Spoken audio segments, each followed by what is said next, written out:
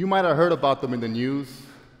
They've been called murderers, violent, destructive, law-breaking, and criminals. And I can tell you that a lot of what you heard is true, because I used to be a member of MS-13. Today I'm going to tell you why I joined the gang and how I eventually got out. But first, let me take you all the way back to the beginning. Picture this: El Salvador, the 1980s, a brutally violent civil war, military soldiers kicking in front doors in the middle of the night, kids hiding, shaking underneath their beds as they heard the sounds of boots approaching, mothers laying in puddles of their own blood, watching their children get taken away and forced to join the war. Thousands of Salvadoran refugees poured into the United States, desperate for a better life. One of those refugees was a little boy named Nelson. He and his family landed in a ghetto of Los Angeles. While his parents worked multiple jobs to earn a living, Nelson was alone a lot in the new country, trying to adapt to new customs and a new language. When he and the other Salvadoran kids went to school, they were bullied by the Chicano kids because of the different accents and different cultures. And one day, they had enough. They took all the violence they known as kids, all the anger they built up, and they formed a group of their own, MS-13. And so, the victims of bullying became the bullies themselves. We've heard that story before, haven't we? MS-13 is the tragic outcome of a tragic environment. In 1996, the US government deported thousands of immigrants. One of them was Nelson. By now, he was an adult. He spoke English. He wore the gangster clothing like the Nike Cortez shoes, Dickie pants, penitent shirts, and head bandanas. He was full of tattoos. He didn't fit into El Salvador's culture anymore. And the young Salvadorians noticed. But they didn't bully him. They were in awe of him. He looked like one of those people from the movies. They wanted to be just like him. And that meant that they wanted to join MS-13. And so, there you have it. A country trying to recover and rebuild from a civil war suddenly had their first ever gang problem on their hands. And it only got worse. Now, I'm not Salvadorian. I'm part Mexican and Argentinian and born in LA. But the neighborhood that I grew up in was MS-13 territory. Even as a kid in elementary school, I knew that I didn't want to be part of the gang. My mother worked 14-hour days at a sweatshop trying to make ends meet. So I was out in the streets alone a lot. One day, an MS-13 gang member pointed a gun at my face and robbed me. So I would try to dodge them. I leave through the back of my apartment building and hop over fences in order to avoid being seen. But that meant I would enter another gang's territory and they will approach me. I would have to travel miles outside of my neighborhood in order to escape the gangs. No matter where I went, I wasn't safe. I used to watch them from my apartment window. One night they were out in the streets celebrating this man who had just made his way back from El Salvador. Nelson, remember him? He had respect, power, and pride. Everything that I didn't have. I wonder what it would be like to be him, to be revered in your own neighborhood. That night I made a decision. I was 14 years old, and I was going to join MS-13. After I was initiated, I felt relief instantly. I'd walk around with my head up high. You remember that theme song from Cheers where everybody knows your name and they're always glad you came? It was like that every day. But it wasn't long before I regretted my decision. You see, the rival gang members had found out that I chose MS-13 over them, and they were furious. I became a target overnight. But it was too late. What was I supposed to do? It'd be like getting married in a weekend. You start like, oh man, I made a mistake. How do I get out of this? But you can, it's not that easy. What would your friends and family say? What would your new partner do? So you stick it out. And a few weeks later, you start telling yourself, okay, this isn't so bad. I could stick this out. Months pass by and you form a bond, a connection, and you feel you'd do anything for that person. I remember when I got my first MS-13 tattoo.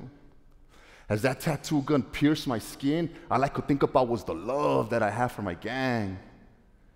And then my mom was gonna be pretty furious if she found out about it. I couldn't wait to show off my new ink to my homies, a bond that would be there for life. And when I get locked up again, I take my shirt off with pride. I made bad choices. I committed assaults and robberies that will land me in jail for years as a juvenile.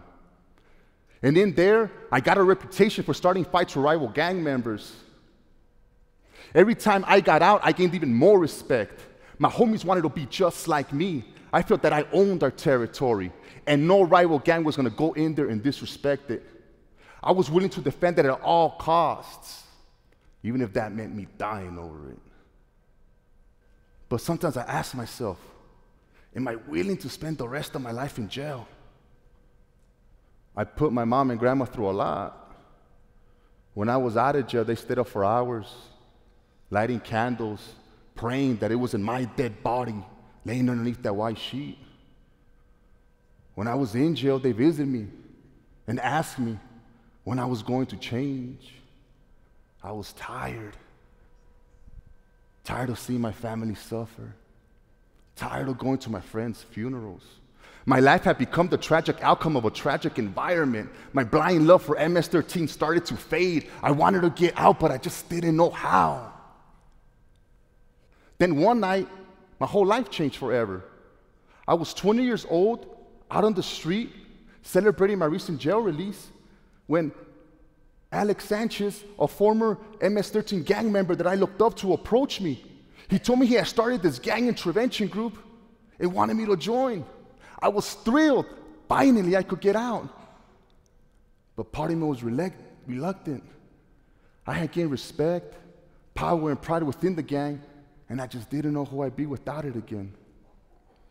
Then I looked up at my apartment building, and standing there at the window was my younger brother staring at me the same way that I would stare at Nelson. I knew I had to try to get out. At my first meeting, I met rival gang members and their families, and we found out that we all felt the same. Their parents cried the same tears as my parents did. The only thing that separated us was the name of the gang. We learned how to express ourselves without using drugs and violence. And the gang intervention group took us traveling to different places to share our story. And more people listened. The more we talked, the more we felt the sense of respect, power, and pride. I was able to fade away from the gang and ultimately being able to leave it. I thought that was the hard part. But we were in the midst of the Los Angeles Police Department's Rampart crash scandal. Now you will think that a police department would be welcoming of a gang intervention group, but they didn't. Instead, we were searched without warrants, stopped on baseless charges, and beaten on our way to our weekly gang intervention group. We had gotten out, but we were being punished for what we had been. Finally, I had enough, and I moved to a friend's house in Colorado for a chance of a better life. I got a degree in criminal justice.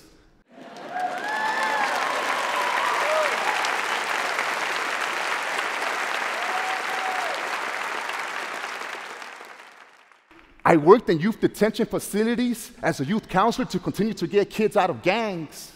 I thought my gang problems were a thing of the past. But then a few years later, I was accused of moving to Colorado to start MS-13 criminal activities and unlawfully arrested again. I couldn't believe it. I was now in a federal courtroom facing a possible 48-year sentence. For 2 years, I studied my case.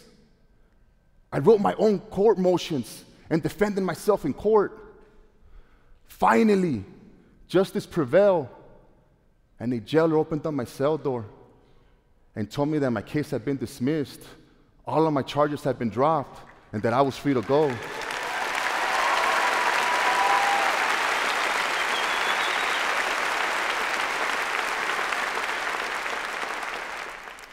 But that was 2 years of my life gone, punished by society for my past, even though I was trying to do everything to build a new future. We all know that it's important to get kids out of gangs, but we forget that they aren't set up to succeed once they leave. Most people join a gang because they feel disconnected, alone, alienated. They just want to belong, to feel valued, to have a purpose. Looking back, is there any surprise why I joined MS-13? My mom worked around the clock. I was alone a lot, and everybody around me was from a gang. When I left MS-13, I had my gang intervention group to support me. Most people are not that lucky. They are judged and punished by society for their past, and they have nowhere to turn to and nowhere to go. 70% of kids who try to leave a gang but don't have another support system in place fail. 70%. I realized that the only way to succeed in getting kids out of gangs and keeping them out of gangs is to create an environment that's going to support them every step of the way. Today, I'm the executive director of Homies Unidos Denver, a gang violence prevention and intervention organization.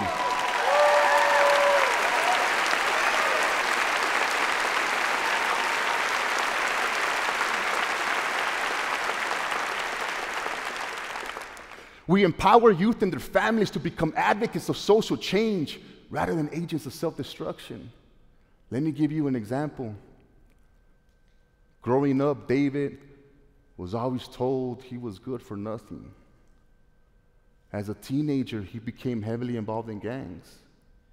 How did he get out and stay out? First things first, we helped David realize that the sense of self-esteem that a gang provides you is false. That you have to love yourself first. Nobody else can do that for you. In talking groups, David and teens with similar experiences discussed how their negative actions have impacted their families, their communities, and each other. David began taking responsibility for his actions. We helped him re-enroll into high school and stay focused on his journey to graduation. And then we filled the social life with community and activity. We went fishing and camping to ballparks and family fun centers. We understand that strong families are key to violence prevention. So we invited David's parents to our group sessions and activities. These interactions build a mutual understanding across generations.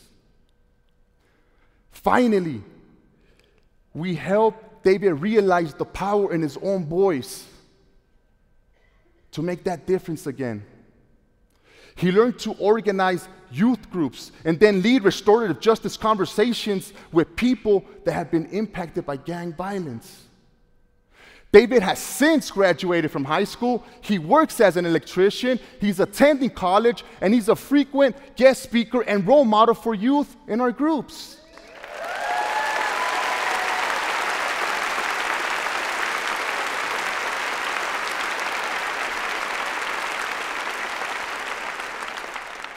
These dramatic changes in David's life were only possible because we surrounded him with a welcoming community that was fully invested in his success.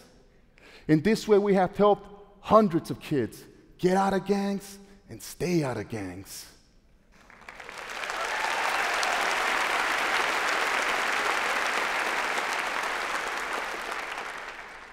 But we are only one organization. As a society, we can all do better. When we isolate people, alienate them, and punish them for past mistakes, we are just continuing the cycle. If we want people to leave gangs and re-enter society, then that means we have to let them re-enter society. And that means attending school, living down the street, and having a job. Would you be willing to hire a person with a criminal history? What about if that person has an MS-13 tattoo on their face? People just want to belong, to be a part of something. We are the ones that could help them find it. Thank you.